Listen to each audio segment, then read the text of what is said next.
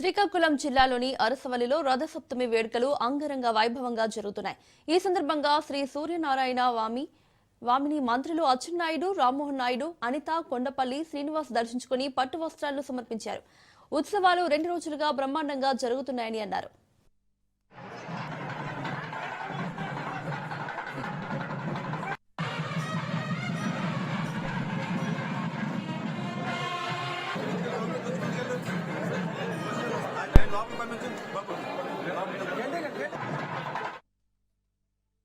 ఏకైక సూర్యనారాయణ స్వామి దేవాలయం శ్రీకాకుళం మా జిల్లాలో ఉండడం ఈ జిల్లా ప్రజల యొక్క అదృష్టంగా మేము భావిస్తున్నాం.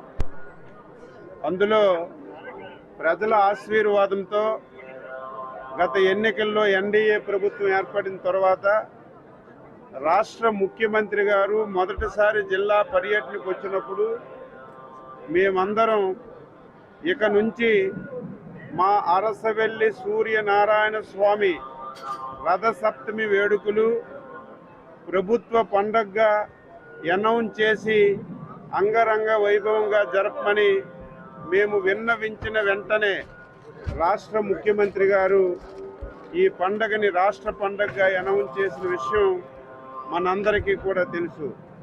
అందులో భాగంగా గత సంవత్సరం అంగరంగ వైభవంగా మనందరం జరుపుకున్నాం. మాఘమాసం శుక్లపక్ష సప్తమి నాడు జరుగుతున్న ఈ రథసప్తమి ఉత్సవాలకి సందర్భంగా ప్రతి ఒక్కరికి, తెలుగు వారందరికీ, ప్రపంచంలో ఉన్న ప్రతి ఒక్కరికి కూడా సూర్యుడిని ఆరాధించే ప్రతి ఒక్క భక్తుడికి కూడా రథసప్తమి శుభాకాంక్షలు తెలియజేసుకుంటున్నాను. నేను ఇందాకే మాట్లాడినప్పుడు చెప్పాను, అరసవెల్లిలో సూర్యనారాయణ స్వామి ఆలయం ఉండడం శ్రీకాకుళం జిల్లా చేసుకున్నటువంటి అదృష్టం. అటువంటి ఆలయంలో ఎంతో పవిత్రంగా ప్రతిష్టాత్మకంగా జరుగుతున్నటువంటి రథసప్తమి ఉత్సవాలు రాష్ట్ర ప్రభుత్వం అలాగే ముఖ్యమంత్రి వర్యులు చంద్రబాబు నాయుడు గారు చాలా ప్రతిష్టాత్మకంగా చేయాలనే ఆలోచనతో 7 రోజులు ఇది ఒక స్టేట్ ఫెస్టివల్గా డిక్లేర్ చేసినందుకు ముఖ్యమంత్రి గారికి కూడా ప్రత్యేక ధన్యవాదాలు తెలియజేసుకుంటున్నాను. గతంలో కూడా ఒక ప్రయత్నం చేస్తూ ఈ యొక్క రథసప్తమి ఉత్సవాలు చాలా గ్రాండ్గా చేయాలి, వైభవంగా చేయాలి.